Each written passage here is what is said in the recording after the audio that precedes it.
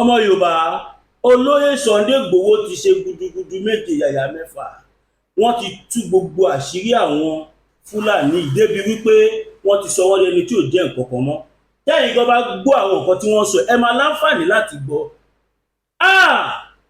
ọmọ Yorùbá kábíyèsí Elédùmarè ọba àjọkẹ́ ayé ọba àṣàkẹ́ ọ̀run ẹ jẹ́ ká tètè bẹ̀rẹ̀ sí ní dúpẹ́ lọ́wọ́ olóyè torí pé wọ́n ti tú àwọn àṣírí méje tó lágbára ní nǹkan táwọn Fúlàní fẹ́ ṣe lọ́wọ́lọ́wọ́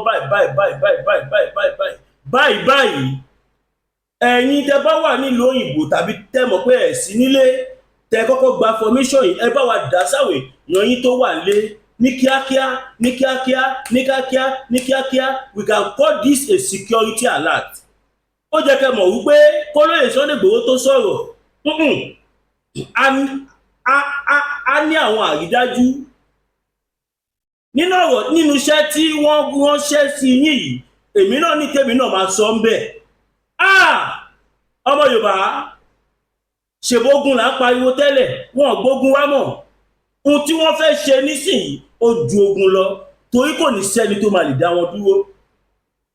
Kábíyèsí Elédùmarè ṣé gbogbo yín ti rí kan tó ṣẹlẹ̀ ní Haúsá tẹ́ bá wo lọ wò bọ̀ ẹ rí i pé látìgbà táláyé ti ń dé ayé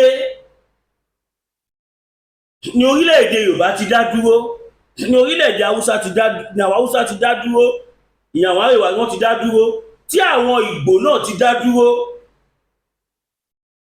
Àwọn àṣírí tí mo gbọ́ tí bàbá wa tú yìí àti bàbá Professor Banji Akíntóyè àwọn àṣírí tí wọ́n tú yìí ó wá lá mi lójú ó jẹ́ kí n mọ̀ wípé a ní láti pariwo síta báyìí.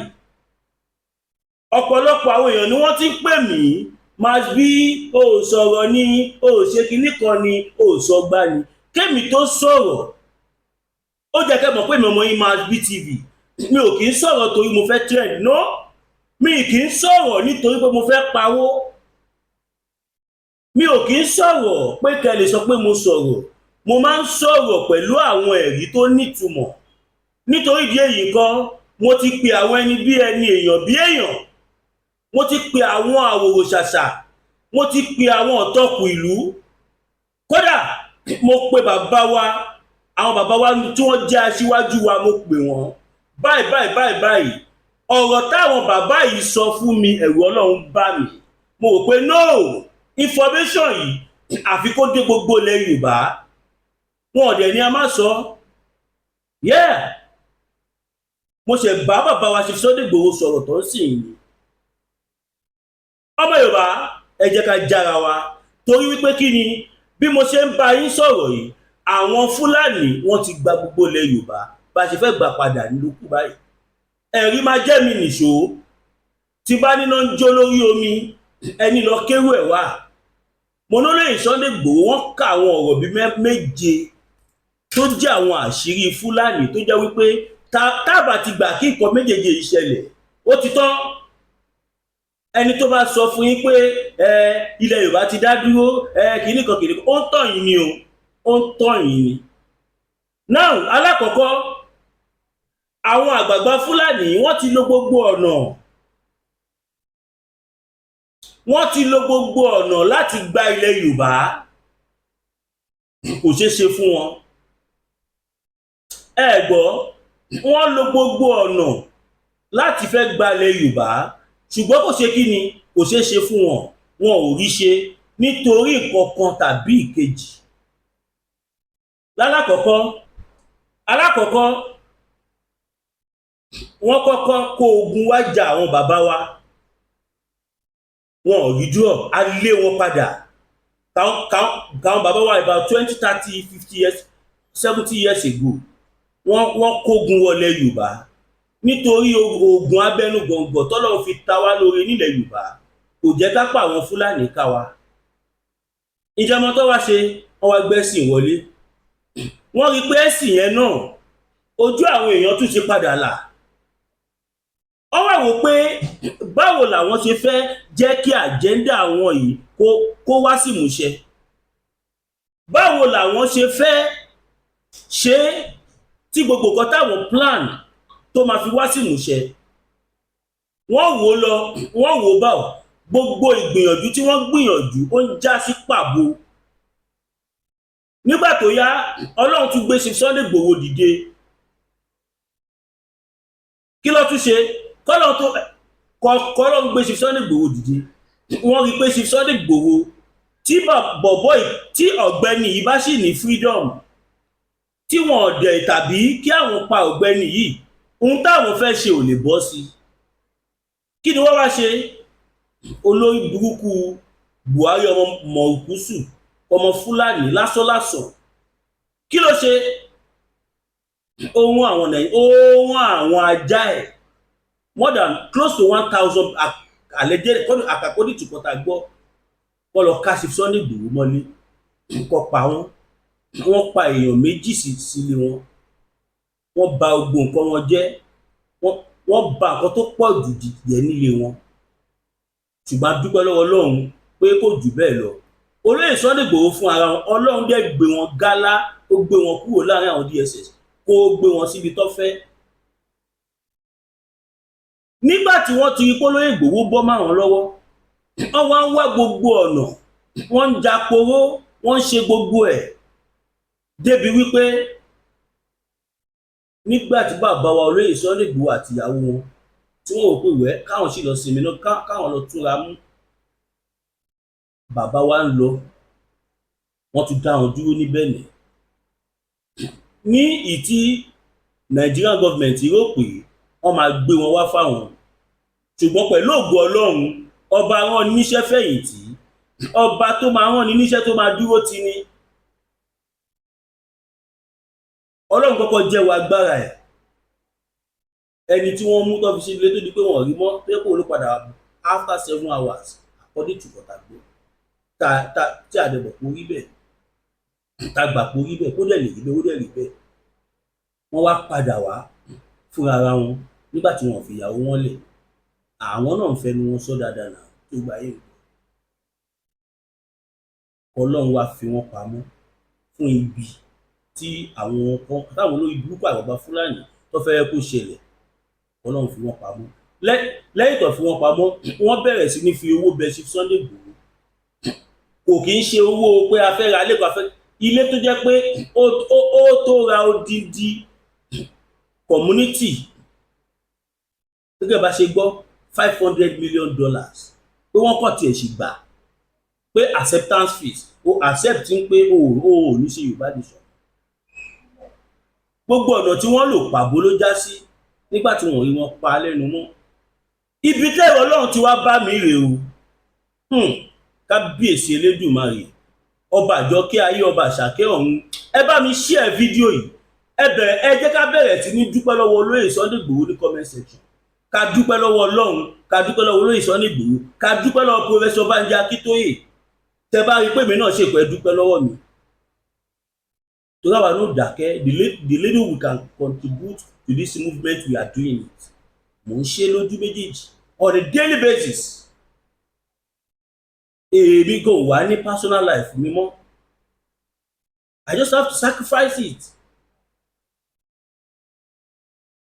Now, nígbà tí wọ́n sáré tí wọ́n rí Chief Sunday Igboho rà, a gbọ́ pé wọ́n bẹ̀rẹ̀ sí ní pààrà ọ̀nà Tinubu. Pé kí bàbá Tinubu give order, pé kó declare wọn, kó ṣe gbá kó ṣàwò. A gbọ́ pé gbogbo nǹkan tí wọ́n ń ṣe lọ́dọ̀ bàbá Tinubu hùwà ọmọkọ láàrin yẹn. Débi pé a gbọ́ pé nígbà tí wàhálà wọn fẹ́ pọ̀ jù, bàbá yẹn work wọn out, wọ́n lé gbogbo wọn dànù. Pé orí burúkú ọ̀rọ̀ lẹ́ ń sọ yìí, kí ló ṣe? Gbogbo àwọn ọmọ yín tó wà ní north tí wọ́n tó wà fully into terrorism, kí ló ṣe fún wọn? Kí ló rí ṣe fún wọn? Wọ́n ṣe kọ́kọ́ náà. Bọ́dẹ́jọ tó jó lórí àwọn Fúlàní, tó jó lórí àwọn darandaran, olórí àwọn darandaran tó ń kóbọn kiri, tó ń pa àwọn èèyàn, tó ń ṣe oríṣiríṣi, tó ń pa àwọn àgbẹ̀, tó ń pa àwọn ẹwà, tó ń pa àwọn bàbá wa. Buhari ò máa rí nǹkan ṣe sí. Ní rẹ́jímù Buhari, èèyàn mélòó ni Buhari mú? Ṣèbí kàkà kó mú wọn, ńṣe ló tún dá wọn nínú security parastatals. Ó tún dá wọn sínú ẹ̀ṣọ́ ààbò. kí wọ́n lè máa ríṣẹ́ yẹn ṣe officially.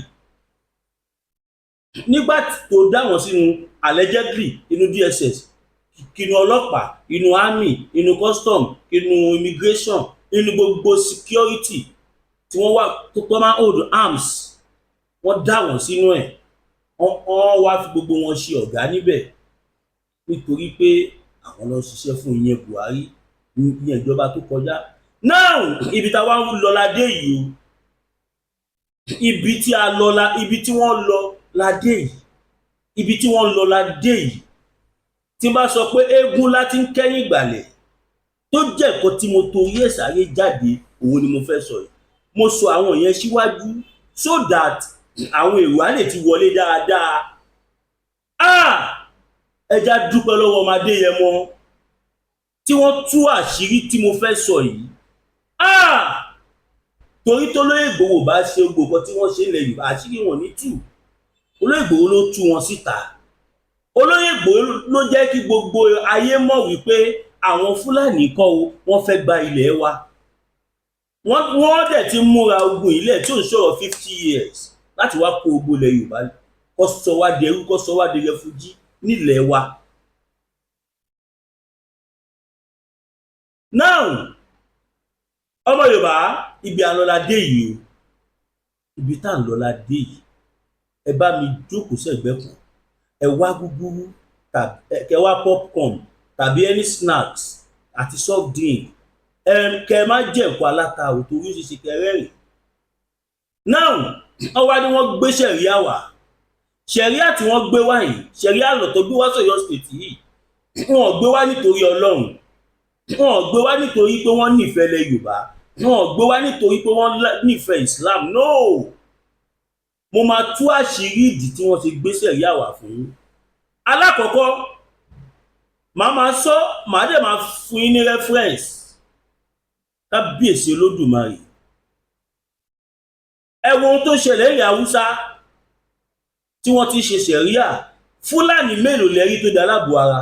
Àwọn Haúsá nìkan ni wọ́n ń gé lápá, ló ń gé lẹ́sẹ̀, ló ń yọ lójú, ló ń pa ní all the name of ṣẹ̀ríà. Wọn ò ṣe bẹ́ẹ̀ fáwọn Fúlàní ọmọ wọn. Wọ́n kọ́kọ́ fi nǹkan yẹn kọ́kọ́ fi kọ́ńkalẹ̀ Haúsá náà. Ẹ lọ wo gbogbo àwọn tẹ rí tó jẹ́ mẹ́kùtúrú mẹ́kàkù tó jẹ́ aláàbọ̀ ara ní other part of Nigeria, kò sí Fúlàní kankan nínú wọn. Wọ́n gbé ṣẹ̀ríà lẹ̀, wọ́n ti rí pé àwọn ti lo ẹ̀sìn láti fi gba ilẹ̀ wọn. Kí làwọn wá lè ṣe nígbà tójú wọn bá máa là tí wọ́n fi nílé jà? Wọ́n wá gbé ṣẹ̀ríà wá.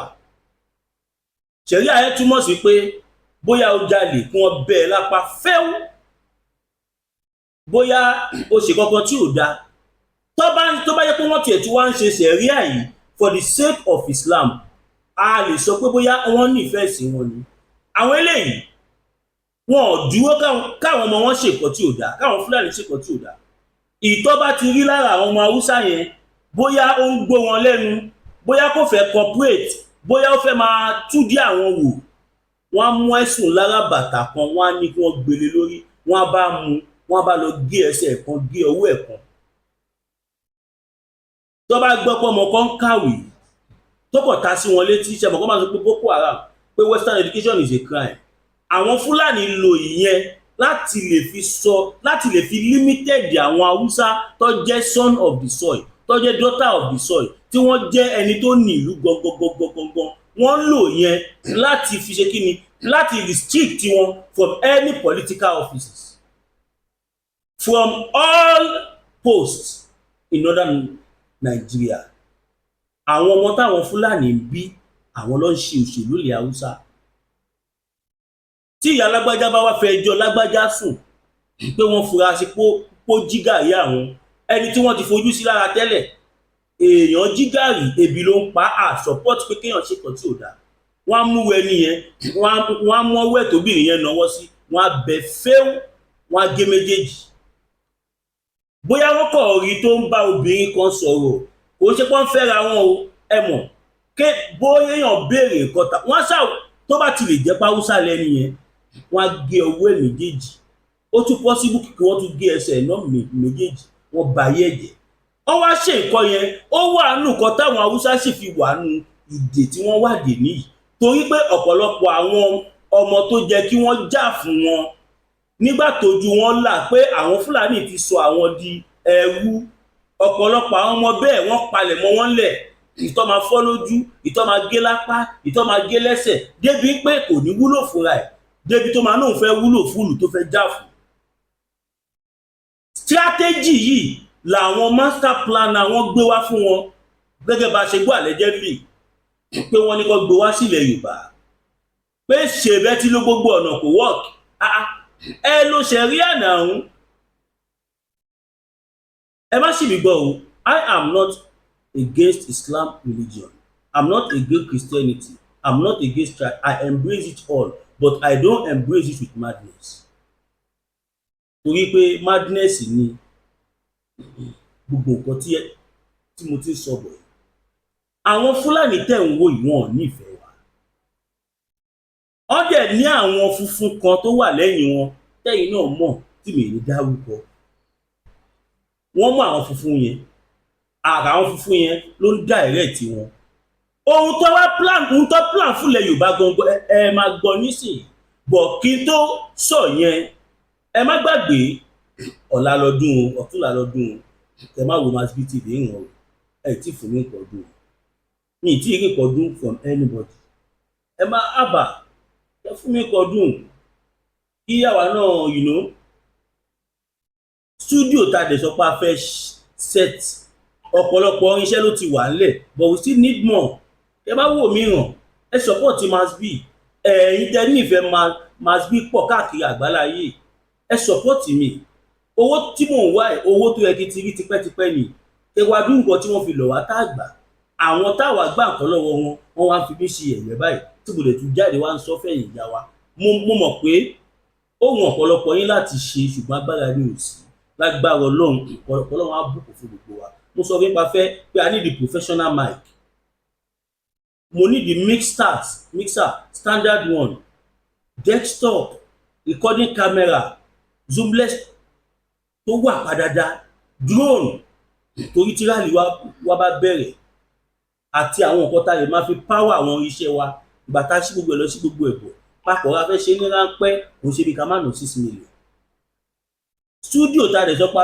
ibi tí mo ní mo tún fẹ́ lọ gbà because yíba yóò wà mọ́ secure mọ́ ẹ má jẹ́ kó dìgbà tó wá ká Mass B mọ́ bí kẹ́ tó ṣàánú Mass B fẹ́yìn tó lọ bá búùkù fún torí àwọn èèyàn lọ pè mí ṣàkíyèsí wọ́n ní ìgbà tó nídìí help tó wá lọ ń sọ after 30-something minutes ṣé o mọ̀ pé kò ń ṣe gbìyànjú lórí ayé àti wo fídíò tán wọ́n á pé lóòótọ́ nìkan tí wọ́n sọ fẹ́yìn tó lọ bá búùkù fún tẹ́fẹ́ support Mass B tí mo dẹ̀ mọ̀ pé máa rí sí ayọ̀ lé ní kẹ́ support mi sórí GTBank account mi tó jẹ́ 021-41-68-704 021-41-68-704 GTBank Williams Olúwatósìn lè máa rí lórí ẹ̀sánú. now fẹ́yìn tẹ́ bá dẹ̀ fẹ́ gbé advert fún wa ìpolówó ọjà ẹ pè wá sórí +229 5774 7970 +229 5774 7970 ojú àgbéwà kò ní bí ọ̀dà rẹ̀. now back to our issue kábíyèsí Elédùmarè ǹjẹ́ mo tó fẹ́ ṣe fún wa lẹ̀ Yorùbá ohun tó fẹ́ ṣe fún wa ni wípé wọ́n ti rí pé a tún ti múra lẹ̀ wọ́n ti rí wípé ọ̀pọ̀lọpọ̀ ọmọ Yorùbá ti lọ dira wọ́n ti rí wípé kò sọ́nà táwọn lè gbà àfi táwọn bá fẹ́ tẹ́ àfi táwọn bá fẹ́ jẹ yẹ̀pẹ̀ mọ́ oúnjẹ wọ́n mọ̀ pé àtọmọdé àtàgbà àtolóṣèlú àti olóyè ẹlẹ́sìn àti àwọn traditional rulers wọ́n mọ̀ pé gbogbo wọn ni wọ́n ti nífẹ̀ẹ́ sí kọ́tà sí báyìí àfẹ́ni tó bá kọ̀fẹ́ tán ra ẹ̀.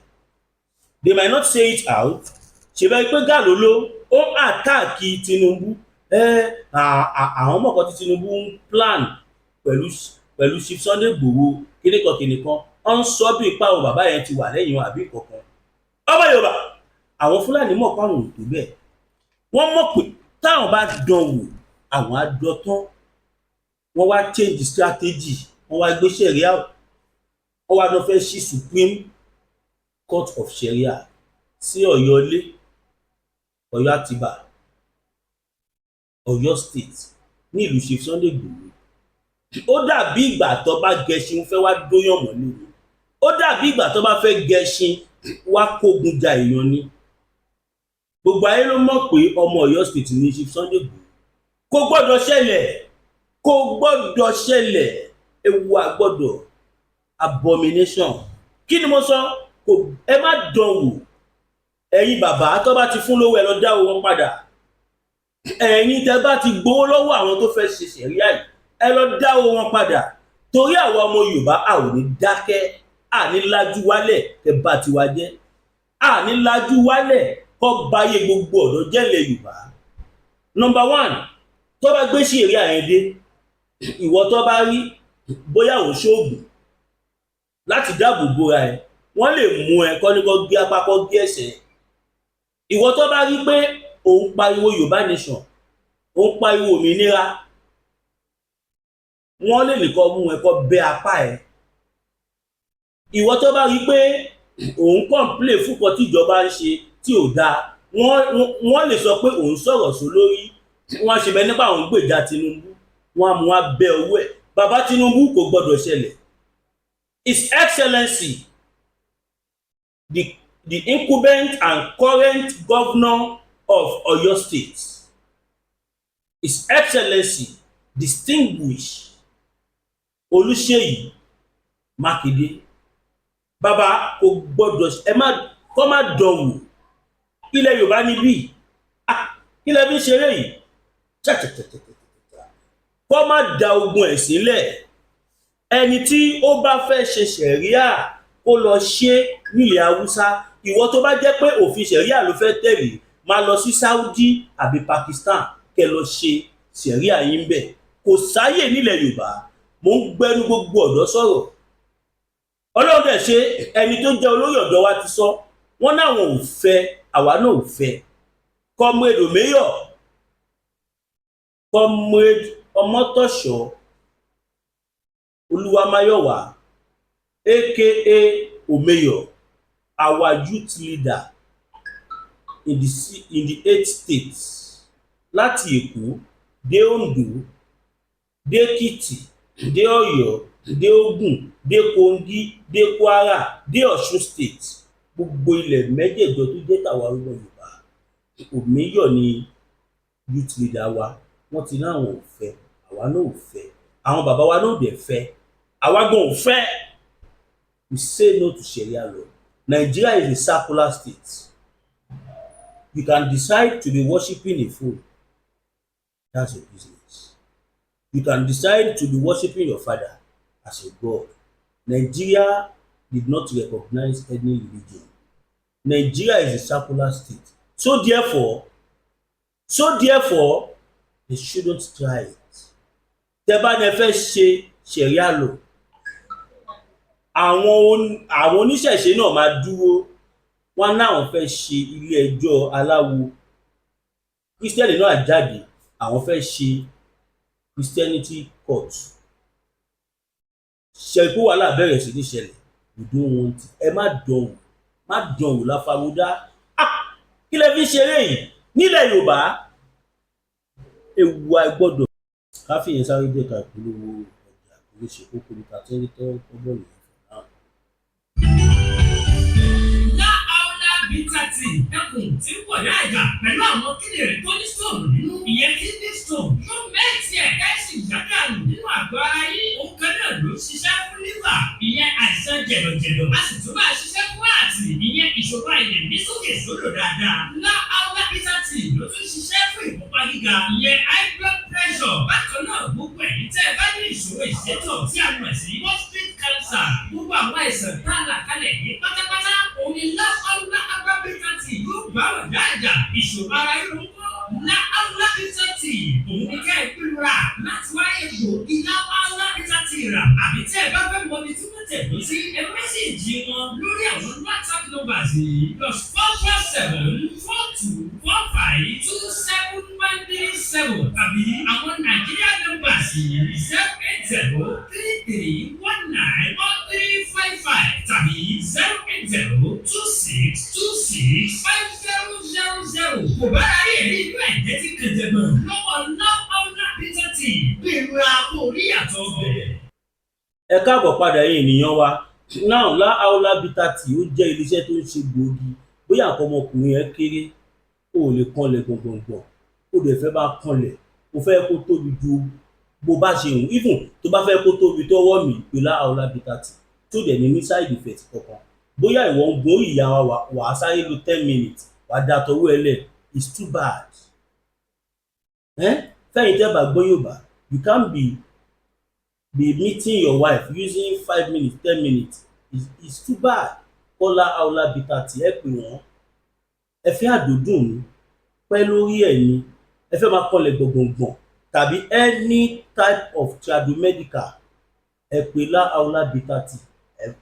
Ẹ̀yin fún ara yín, ẹ pè mí, ẹ dúpẹ́ torí pé mo lè fọwọ́ wọn sọ̀yà. Now back to the second issue.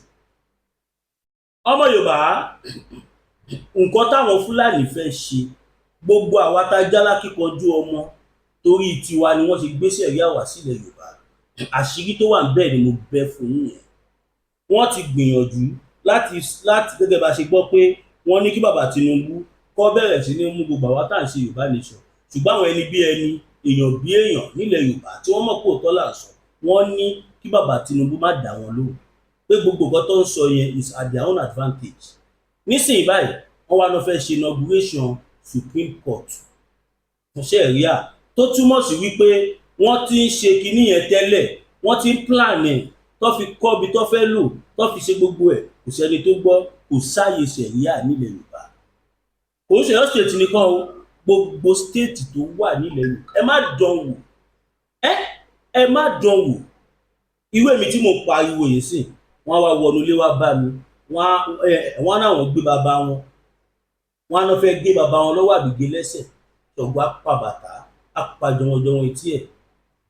We don't need, tó bá jẹ́ pé àwọn ṣẹ̀ríà ló fẹ́ operate, then káwọn ọlọ́pàá kí wọ́n kó gbá wọlé àtàwọn DSS, kí gbogbo government parastatals kí wọ́n close office wọn, ká mọ̀ pé ṣẹ̀ríà la fẹ́ face, tàbí kó suspend 1999 constitution, ká mọ̀ pé kò sófin mọ́, pé ṣẹ̀ríà nìkan ló wà. Nigeria is not an Islamic country, we are secular state. You have the right to believe, you have the right for freedom, you have right for expression, you have right for your right to fight for your right, have the right to defend yourself. Àwọn Fúlàní agenda wọn ni wọ́n gbé ṣẹ̀ríà wá sọ́yọ́ state. Alákọ̀ọ́kọ́, gbogbo ẹ̀yin tẹ́ ń ṣe ìṣẹ̀ṣe ní gbogbo Ọ̀yọ́ state, wọ́n á bẹ̀rẹ̀ sí ní gé yín lápá, gé yín lẹ́sẹ̀, fọ́ yín lójú. Ìtó bá yẹ kó pa wá pa, wọ́n á nò fi ṣẹ̀ríà ní tíjọba ò dẹ̀ ní rí kankan ṣe sí. Torí ọmọ níjọba wà ń lù gbà tó ń pass òfin yẹn, nobody say anything. Ṣé à sọ fún yín, àwọn ará bí ìfẹ́ gba ilẹ̀ wa ni, kò sí nǹkan kan. Islam is a good religion, Christianity is a good religion, traditional religion is a good religion, but the people represent two of these religions. Àwọn gangan ni problem tá a nílẹ̀ Yorùbá. Ẹ̀yin náà ẹ̀rù Nàìjíríà tí ó kì í ilẹ̀ Yorùbá tí gbogbo ayé mọ̀ pé Ifá ni wọ́n fi tẹ gbogbo ilẹ̀ Yorùbá dó. Yes, ìṣẹ̀ṣe là ń ṣe nílẹ̀ Yorùbá. Kéèyàn kan wá gbé ẹ̀sìn àjòjì wá, kó wá fẹ́ gbé lórí ẹ̀sìn tá à ń ṣe nílẹ̀ Yorùbá, mọ̀ kó máa dogun ni, adogun á dìjà. Bàbá Tinubu, àwọn wèrè fẹ́ dàjọba yín lù ní, ìwọ̀nba díẹ̀ tó kù tẹ́ máa lò, tọ́lọ́run á fi fún wa ní Yorùbá nation táwa fẹ́ gbà. Torí àwa nígbàgbọ́ pé gbóògó ti ń jẹ́ tọ́lọ́run, ẹ̀yin lè máa jẹ́ last president of Nigeria. Bó ṣe ń wá nìyẹn tí ìlú yẹn fi máa pín. Ìdí nìyẹn tí gbogbo adé ṣe gbọ́dọ̀ sowọ́pọ̀. Ẹ̀yin tọ́mọ yín máa ń lọ club, wọ́n á bẹ̀rẹ̀ sí ní rédì club. Ẹ wò ó, gbogbo ẹ̀yin tẹ́ ní club, ẹ dáràn tí ṣẹ̀ríà bá dé. Gbogbo ẹ̀yin tẹ́ ní hòtẹ́ẹ̀lì, ẹ dáràn. Gbogbo ẹ̀yin tẹ́ ń ṣolóṣó, ẹ dáràn. Gbogbo ẹ̀yin ọkùnrin tó jẹ́ pé jámàjámà lẹ́ ń ṣe, tẹ́ ń ṣe àwọn nǹkan tẹ́ mọ̀ wípé wọn gbà nílẹ̀ Haúsá, automatically wọ́n á bẹ̀rẹ̀ sí ní fọ́ yín lójú, wọ́n á bẹ̀rẹ̀ sí ní gé yín lápá, wọ́n á bẹ̀rẹ̀ sí ní gé yín lẹ́sẹ̀, wọ́n á bẹ̀rẹ̀ sí ní gé yín láwọn, wọ́n á sọ yín dodi. Ẹ mọ̀ pé bí physical challenge tí 90% àwọn ọ̀dọ́ wọn wà nílẹ̀ Haúsá, ó wà nù kan tí wọ́n ti ṣe bọ́ lọ́wọ́ Fúlàní di èmi yìí. wọ́n wò pé ṣèbí torí arẹ́sẹ̀ máa rìn ni, torí arọ́wọ́ máa fi tọ́ka sí nǹkan ni, torí arójú àfẹ́rí ìran ni. Nígbà táwọn bá gba gbogbo ẹ̀tọ́ yẹn lọ́wọ́ wa, àwọn fẹ́ wo báwo làwọn ṣe ní ilẹ̀ Yorùbá gbà. Gbogbo ẹ̀yin àgbààgbà Yorùbá ẹ tètè dìrọ̀ mọ́ olóyè Sunday Igboho. Inú mi ti ẹ̀ dùn torí bàbá wa Professor Banji Akíntóyè ti sọ, wọ́n ní láìpẹ́ yìí, wọ́n ní àwọn bá ọ̀pọ̀lọpọ̀ àwọn àgbààgbà religious leader ní o, nǹkan ọ̀kan ní o, ọ̀pọ̀lọpọ̀ wọn almost 95% ojú wọn ti là, wọ́n ti rí pé Yorùbá nation nìkan ló lè ṣe. Wọ́n rí pé òun nìkan ló lè ṣe. Tí ó bá ń ṣe àìfinipéní, àìfèèyàn-pèèyàn, káwọn Fúlàní olórí burúkú yìí wọ́n náà wọ́n gbéṣẹ́ ìyá àbọ̀ ńlẹ̀ Yorùbá, níbo ló ti ń ṣe irú ẹ̀? Who does that? Ohun tí wọ́n lè gbà nílùú wọn. Ṣáà lè lọ ní kọ́ọ̀tù ọ̀hún mi lálẹ́ Haúsá? Ẹ má fi nù wá mọ́ jẹ. Bàbá Tinubu, ẹ má jẹ́ kó forí burúkú tiwọn kí wọ́n fi kó bá yín o. Automatically wọn ò ní ta ọtí mọ́lẹ̀ Yorùbá. Automatically kò ní wo ẹ̀yin businessmen ẹ jẹ́ ètè lajú yín kẹ́ tètè tako ṣẹ̀ríà yìí. Ẹ̀yin tẹ̀ ń ta condom kẹ́ ní tà mọ́. Ẹ̀yin tẹ̀ ń ta ọtí lè ta ọtí mọ́. Ẹ̀yin tẹ̀ ń kọ́ òtẹ́ tẹ̀ ń rán ọ̀nù ẹ̀ kò ní possible mọ́. Ẹ̀yin tẹ̀ ń ṣolóṣó nǹkan kékèké tó jẹ́ pàwọn èèyàn ń ṣe láti fi survive life wọn, ẹ máa wá ní abject poverty. Nígbà yẹn ni poverty ṣé wàá mọ̀ nǹkan tó ń pè poverty. Nígbà tó bá bẹ̀rẹ̀ ṣẹ̀ríà, ìlú wo ni wọ́n tún ṣe ṣẹ̀ríà tó lálàáfíà? Ẹ dárúkọ ẹ̀ fún mi.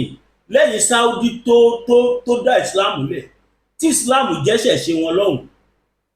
Yàtọ̀ sí Saudi, ẹ sọ orílẹ̀-èdè tó wà tí wọ́n ti tẹ́pẹ́ Islamic religion lọ́rùn, tí àwọn afẹ̀míṣòfò tí wọn kì í jáde bẹ́ẹ̀, tó ti become normal thing. Ẹ̀yin àgbà olóyè, ẹ̀yin tẹ́ ń fi ṣe tó pé babaláwo ní tẹ́ ń fi ṣe babaláwo jẹun, ẹ̀là ojú yín. Ẹ̀yin pásítọ̀ tó jẹ́ pé ìdí pásítọ̀ lẹ́wà tẹ́ tí ń rí àwọn èèyàn tù jẹ tó ń fún yín ení tere èjì tere, ẹ jẹ́ jáde kẹ́ wá sọ̀rọ̀. Ẹ̀yin actress tẹ́ ń ṣe fíìmù ìṣẹ̀ṣe, Ibrahim Chatta, Abija, Lálùdé, Dìgbòlùjà, àti bẹ́ẹ̀ bẹ́ẹ̀ lọ. Gbogbo yín níwọ̀n tó bá ti gbé ṣẹ̀ríà ìwà, wọ́n á fagilé fíìmù yẹn lè Yorùbá. Kò gbọdọ̀ sírú ẹ̀ mọ́. Ẹ lajú yín o. Bóyá rò débẹ̀. Mo rí bọ̀bọ̀ tó ń pè Àjàmbàdàn tó ń jáde tó ń ṣe mẹ́ni kó defend Islam. Ṣé o mọ tó ń ṣe ṣá? Àjàmbàdàn, ṣé o mọ tó ń ṣe? Ebi apá jágbàjàgbà sí ẹ lára. Tó jáde yìí tó ń ṣe mẹ́ni kó ń gbèjà Islam. Who are you? Tálájà ń bàdàn lẹ̀ Yorùbá. Tálájà ń bàdàn lẹ̀ Yorùbá. Ẹ gbà mí. Ṣe pẹ̀lẹ́pẹ̀lẹ́ o. Ara ń kún àwọn èèyàn gan o. Ọ̀pọ̀rọ̀ Islam tó ń sọ tó fẹ́ máa pọ́n jẹ́bẹ̀ láti sá fáwọn ọmọ Yorùbá mọ ohun tó ń ṣe. Now that is that about that. Ẹ ká bọ́ sórí ìpele kejì. Mo fẹ́ play audio kan fún yín. Mo fẹ́ play music kan fún yín. Tẹ́mi bá fẹnu mi sọ nírọ́ ni ẹ jẹ́ n play ẹ̀. Kó tó di pé mo play ẹ̀ mo rántí kọ̀ọ̀kan ẹ ká sáré dọ̀dọ̀ bàbá Máyégún. Ìyá ní láti dira kí má lọ gbàgbé. Olùsùn àbàwọ̀ tọ̀lẹ̀ lọ́jọ́ tí iná bá fojú komi ní dábí àníwò wà sẹ́sẹ́ náà gbọ́dọ̀ tẹ̀lẹ̀ bí ògògbò. Ó bá rí bí ògògbò sísẹ́lẹ̀sẹ̀ rẹ̀ ó sẹ̀ ẹ̀yọ̀ ìkọlà lórí ẹ̀yọ̀. Olóyè Máyégún Aníkúlápó ní dìgẹ̀dìgẹ̀ bí ẹ̀kọ́. Akọ́nabata òkúta bàbá aláwo tó dífá bí ẹni wẹ̀jú gbogbo ayé bá gbóná lálálá bí iná àjẹrin táwọn ìyàmí bá mi ayé ọmọ ènìyàn jìgìjìgì. Tètè máa bọ̀ wá sọ́dọ̀ àwọn oníṣẹ́ olúfẹ̀. Olóyè Máyégún Aníkúlápó oṣù òró oṣù màlúù lórí ọkiri ogún owó fún àkókò rere ní tiẹ̀ ní ìdí àìlọ́mọ bí lọ́mọ aráyé fìdí ọ́ ogun gbèsè láyé fi kẹ́ ìwọ ní tàbí àmì ìkórìíra ní bẹ lára rẹ̀ àìsàn ọjọ́ pípẹ́ ogun ìdílé àti bẹ́ẹ̀ bẹ́ẹ̀ lọ tètè gbéra lẹ̀ kó dìde kò sí olóyè Máyégún Aníkúlápó lápò gbogbo alákìkí o abániyẹ̀ràwọ̀ ẹni wò abólórí bẹ̀rẹ̀ fún ẹ̀kúnrẹ́rẹ́ àlàyé tàbí àyẹ̀wò nípa ogun tó da ayé rẹ̀ pè sórí nọ́mbà yìí 08023940939 08023940939 ìjì kìí jà kó gbé odó lọ ìjì kìí jà kó gbé ọ̀nà lọ a kìí bóyá olóògbò ní ògún ìwọ náà rẹ̀ yóò ká ẹ ló pọ̀ lọ́lọ́. now ẹ káàbọ̀ padà ọmọ Yorùbá ohun bàbá wa Máyégún lẹ gbọ́ yẹn. Ìwọ tí ogun ayé ń bá ẹ jà, ìwọ tó fẹ́ ṣe ọṣẹ àánú tó dájú, ìwọ tó fẹ́ gbàwé ìgbélú, bóyá o fẹ́ fẹ́yàwó o lórí ọkọ o lórí ìyàwó nǹkan kan, òun wojú Ọlọ́run fọ́mọ, o fẹ́ dira, o fẹ́ tẹfá, o fẹ́ fìdẹ̀gbẹ́ múlẹ̀, o fẹ́ bọ́ àwọn tó nílé ayé, o fẹ́ rawọ́ ẹ̀bẹ̀, o fẹ́ ṣètùtù kàkà tó kagún láyà tàtàtàtàtàtà ẹ pé bàbá Máyégún. Mo máa ń sọ mi ìmọ̀ wọn rí, iṣẹ́ wọn ló ń polówó wọn lọ́dọ̀ mi. Bẹ́ẹ̀ ni, torí pé kí ni at least tí bá kàlé ní méjì màá ti réyàn bíi 5 tó pè mí tó dúpẹ́ lọ́wọ́ mi, wọn ò fún mi lówó ṣùgbọ́n wọ́n dúpẹ́.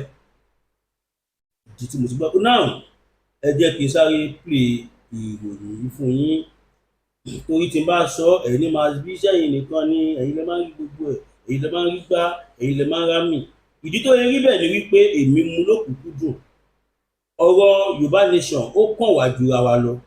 Ẹ máa rí pé èmi as a person mo máa ń sọ kò sí pé kankan ni mò ń wà ní Yorùbá nation, ṣùgbọ́n tá a bá gba Yorùbá nation màá ráyè ṣiṣẹ́, màá lè bọ́ fámìlì mi, àwọn ọmọ tí mo fẹ́ bí wọ́n á ríṣẹ́ ṣe, wọ́n á lè dèèyàn. Olóṣèlú ò ní máa control wa. Tẹ bá wò mí dáadáa mi iṣẹ́ ni téèyàn lè fowó rà. Gbogbo yín lẹ gbọ́ ìgbà tó gbé 76 million ọba mi lẹ́ẹ̀mẹ́ta ọ̀tọ̀ọ̀tọ̀ tí àwọn kan gbé wá tí mo jáde síta tí mo pariwo wọn tó jẹ́ pé òun ló fa lára ẹ̀ ló fa nǹkan tí mo ti di ẹni tó sákú lólùdé mi. Ṣèbáwọn kan ṣèbí olórí burúkú ọmọ spambag yìí tó pe rẹ̀ ní àwọn Abíọ́lá dúpẹ́ ṣùgbọ́n òkun àtàwọn kan náà ṣàwà bá mi. They begged me with $14,000. I rejected and more than that. What will I do with $14,000? Tí màá wá torí ẹ̀ lóòótọ́ owó yẹn pọ̀ díẹ̀ ṣùgbọ́n kò jẹ́ kankan wájú èmi. Torí tá a bá gbá òmìnira èmi gan màá ríṣẹ́ ṣe, màá ní ìtọ́jú bẹ́ẹ̀ lọ. Kí ló tì mí wá lè jẹ́ ká gbòmìnira nírọ̀rùn tí ẹnì kankan ò ní máa sọ pé òun pàṣà bàbá tàbí òun ṣìrè gòlè mi. Now ẹ ká jọ gbọ́ ìròyìn.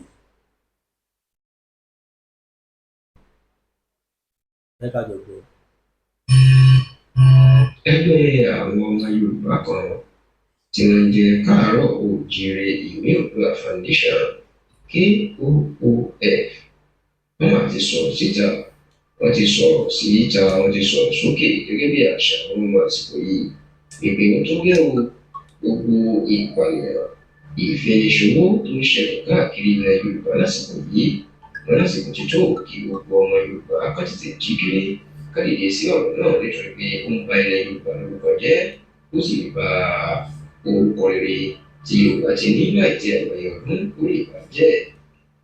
Nínú àtẹ̀jáde tí ẹgbẹ́ Káàárọ̀ Oòjíire Ìwé Oòduà Foundation tó ń fi síta tó tẹ̀lé ìrísà Yorùbá tó tọ́ lọ́wọ́ èyí tó fi síta nípasẹ̀ igbákejì ààrẹ wọn Ọ̀gbẹ́ni Gbénga Adéwùsì ìyẹn náà máa ti jẹ́ kó nínú náà wípé àwọn àgbà nínú pọ̀pọ̀pọ̀ àgbà látẹ̀dé gbogbo ṣe ń fi àwọn èèyàn ṣùgbọ́n nílẹ̀ Yorùbá tó wá jẹ́ pé ẹ̀yà Yorùbá ló gbajúmọ̀ nínú káta ẹ̀yà rẹ̀ èèyàn wọn ni ó di dandan kí gbogbo ọmọ Yorùbá pàápàá àwọn àgbààgbà ilẹ̀ Yorùbá kárí tètè sí orílẹ̀ ẹ̀kọ́ wọn ni yóò bọ orúkọ Yorùbá jẹ́ yóò sì bá nǹkan tó ti dáa jẹ́ gidigidi ní ilẹ̀ Yorùbá.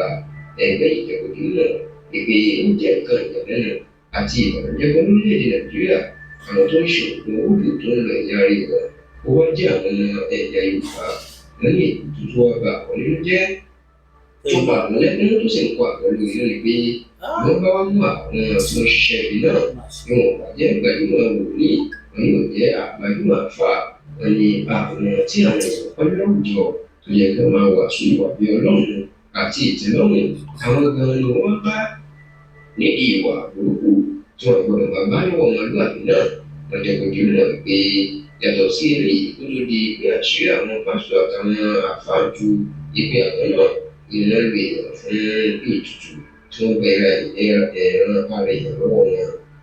Wọ́n jẹ́ kó di mímọ̀ wípé ìgbàgbọ́ àwọn èèyàn tẹ́lẹ̀ ni pé àwọn ẹlẹ́sìn ìbílẹ̀ pàápàá àwọn babaláwo ni ó ṣe iṣẹ́ bẹ́ẹ̀ tán pààyàn kan fi ẹ̀yà ara èèyàn tó fi ń rúbọ, ṣùgbọ́n tó ní irọ́ tó jìnà sóòótọ́ ni nítorí pé ẹ̀sìn ìbílẹ̀ tó jẹ́ ẹ̀sìn àbáláyé Yorùbá kì í ṣe ẹ̀sìn tó ń pààyàn tàbí lu ẹ̀yà ara èèyàn. Wọ́n ní gbogbo àwọn tó bá ń ṣe bẹ́ẹ̀ wọn lọ́bi tó ti lọ́kọ̀ wọn lọ́kọ̀ wá ní kò sí ẹ̀sìn ìṣẹ̀ṣe kò sì sí láàrin àwọn ọmọ Yorùbá.